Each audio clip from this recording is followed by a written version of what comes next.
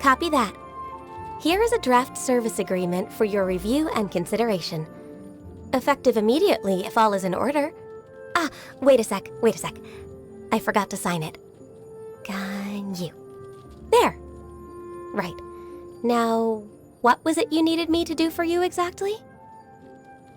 It's so nice to de-stress. If you lie on the grass, you can feel the heartbeat of the world. Should we really be off work this early? There is still a lot left to do. Oh, good. I was just thinking that the silk flowers at the Feiyun Commerce Guild needed watering. The transport coordinators will probably moan about the muddy mountain roads again, though. It is something of a luxury, but I love listening to the rain from the courtyard. Oh, the sun's out. When did that happen? Ah, the air is just right. Ah, I love the smell of glazed lilies. Morning. What's wrong? Is there something stuck in my hair? Oh, please don't stare at my hairpiece. Oh, I need a nap. If there aren't any urgent matters, I'll excuse myself. Look how brightly lit the city is at night. Amazing. I wonder what it's like for all the people down there. No thanks. I think I'll pass on the night market. Sorry. May Rex Lapis watch over you. May your dreams be peaceful and sweet. My job is to honor my contract with Rex Lapis by looking out for the interests of all living things in Liyue. I finished all my assignments early today. Overtime? I understand. I'll get right on the case. I want to understand more about humans, and I especially wish to hear what you think of them. Why, you ask? Because you're a bit different from most people in Teyvat, just as I am. Please, tell me what you think.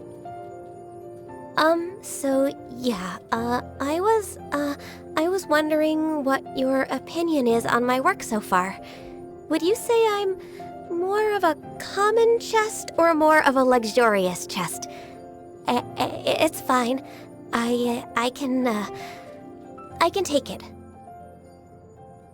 With authority over 1,000 comes responsibility to 1,000. Rex Lapis knows the meaning of hardship better than anyone else in Liyue. He has seen everything that has happened from ancient times to the present day, and yet he was forced to give up his entire life. Compared to him, I'm just an everyday vision holder with everyday responsibilities. I can't complain about my workload. Where merchants flock and all ships dock, and over the oceans flows its stock. People say this in praise of Liyue's prosperity, but a city only becomes this successful through everyone playing their part diligently. That's the attitude I take to my work. I want to be worthy of what we enjoy here. I've named every single doggy living in Liyue, but they're so funny. Some of them still respond even when you call them the completely wrong name. How fascinating is that? Like if people were to call me Bantu, how am I supposed to know they're talking to me? No way would I respond. Chingsin flower petals are pretty tasty. Incredibly tasty, actually. The only reason I don't plant any at Yujing Terrace is because they taste so good that I worry I wouldn't be able to control myself. Huh? Bitter? Yes, they are. Isn't that what they're supposed to taste like? I have absolute faith in Rex Lapis. It was only through his leadership that we were able to repel the monsters and subdue the sea creatures, and thus protect the peace of Liyue. The sight of him protecting the masses, and the memory of our centuries of camaraderie, I shall never forget it. All of Rex Lapis's decisions prioritize the welfare of all life in Liyue. That's what I admire about him the most. I want to live up to the same standard, but it seems that the harder I try to follow in his footsteps, the more overwhelmed I get and the more mistakes I make. Each Tianquan adds their own interpretation and amendments to the founding laws of Liyue. The current one, Ningguang, does it with unmatched efficiency, but that efficacious manner of hers draws a great deal of criticism. I suppose it is always simpler to criticize than to tolerate. I cannot stand her disrespectful attitude towards Rex Lapis. But he says to me, "Ganyu, this is just the kind of person Liyue needs in this day and age." I guess I'm not smart enough because I simply do not understand what he means by that. I think I need more life experience to become wise enough to comprehend his words. She came to me recently to discuss the reopening of the Bishui trade route. She even asked me what Rex Lapis would do if it were him. Admittedly, what we came up with was not quite on par with what he would have chosen. But seeing the way she kept starting her plan from scratch over and over again, I think I started to understand her a little bit. You mean the boy in the blue jacket from the Feiyun Commerce Guild? He's nothing like his father and brother. Doesn't seem to care about the textile business at all. Seems it's because, as far as he's concerned, there are more important things for him to be doing. Of course, I'm merely speculating. Xiangling is a celebrity, but I try to avoid her restaurant. Just because. No reason. Okay, fine. It's not a big secret anyway. It's because you can smell her cooking all the way from the other end of the street. And once you get a whiff, I mean, that's it. You're gone. Next thing you know, you're ordering your second, maybe third round. You just can't control it. Even though I only eat the vegetarian dishes, I don't know what it is. But that is not a road I want to go down again. Not after... Recently, everyone in Yujing Terrace has been saying nasty things about the Crux fleet. But in my personal opinion, Beto's contribution to Liyue Harbor goes far beyond what those miserable, rumor-loving heathens could even contemplate. Oops, I'm sorry, I'm not quite sure how that one slipped out. Yao Yao. Someone I know at the Ministry of Civil Affairs tasked me with keeping an eye on her in the city, making sure she doesn't try and sneak aboard the Crux. Oh, you want to know what the Ministry of Civil Affairs does? Who knows, am I right? Who knows what they do? Not me. He seems like a bit of an outsider socially. Probably just his personality. I can understand that, to be honest, but I'm not really about to try and get close to him. I mean, all the people he's ever agreed to team up with are no longer with us. Ah, Yanfei. Even back when she was an innocent little girl, she would tell me that you have to keep your promises to live a happy life. Now she's grown up to be a beautiful, graceful, and highly successful young woman. Although the work of a legal advisor is complicated, she always seems so carefree. This puts my mind at ease. I actually don't know her all that well. I've only heard bits and pieces from Cloud Retainer. From what I've heard, she can be quite ferocious. Whenever her temper gets the better of her, she is likely to start obliterating her surroundings. I wonder if maybe she's just bored. Should I recommend some work to keep her occupied? Even though Miss Yelan is absent from work for the majority of the year, I'm sure Lady Ningguang must have her reasons for making exceptions for her. Of course, it wouldn't be my place to ask, so I don't know the details of their arrangement. I remember seeing her one day on my way back to Yuehai Pavilion. She was having breakfast with a group of people. They were all talking and laughing, eating, drinking tea. I must admit, I found myself feeling a little envious in that moment.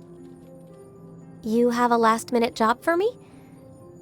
Okay, sorry, please don't try and explain it all verbally. Write it down. Leave a note here. I'll get to it as soon as possible. Let's see. I want to understand Ganyu better. What sort of request is that? I've never done this before.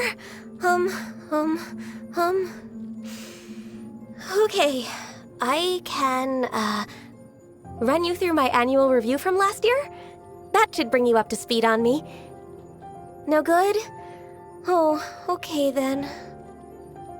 I've had a long, hard think, and I've realized that so long as it's for a work-related matter, there's really nothing for me to be embarrassed about. So if you really need to understand me more, this, hairpiece, it's actually my horns. That's right. I'm part illuminated beast. Qilin, to be exact. Okay, so now that we've got that out of the way, please sign this non-disclosure agreement for me. And don't tell a soul. Even though I'm part Qilin, I'm still part human, too. Still, all these years I've been asking myself the same question. Do I really belong in the human world? Maybe I'm just like a dendro slime hiding in the earth, burying myself in numbers and reports in order to escape reality. Thank you for always making time to chat with me. I feel like I must have spoken more after meeting you than I have in the last 10 years put together. If I keep going like this, maybe one day I'll be able to move on to something other than secretarial work. Now that I've got a few hundred years of experience under my belt, I should be able to avoid any more major mistakes. My hobby. I would say my job. What? Why don't jobs count as hobbies? I thought hobbies are supposed to be things you look forward to doing, and that make you feel good when you've done them. That describes my job perfectly. So what's the issue? I don't understand why people insist on going all out to try and prove how their existence is more valuable than everyone else's. To exist in the first place is a beautiful thing, and that's enough, isn't it? Drink only spring water, eat only whole grains. That's my motto. So I would be grateful if you could please remove that treacherously enticing-looking plate of delicacies from my field of view. Much obliged. Qilins are strict vegetarians, so please do not take offense when I decline meat dishes. Yes, that includes your vegetable fritters, since they have been fried in animal fat. Thanks, but I can't. I'm afraid I really can't.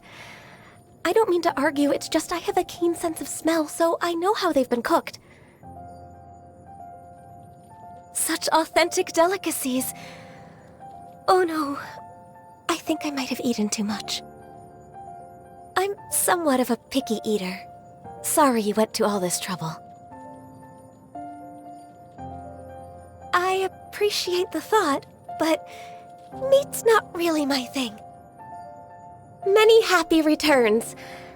After all the times you've looked out for me, I didn't even remember to get you a gift. Oops. Silly me, What's that behind my back? Oh, you saw it then. It's a failed attempt at making a Chingsin flour cake. I wanted it to be perfect, but... Oh, you think it tastes good? Do you really? Power? Now there's a key performance indicator I haven't needed in a long time. Could we maybe find a peaceful resolution instead? Never mind, doesn't matter. I suppose this is the new way of life then. I'm not going to complain. I'll try to embrace it.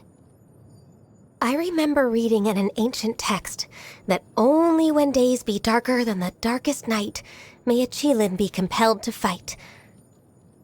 That's a massive exaggeration, but should the time come for battle, and should you need me, then I will give it every ounce of my strength.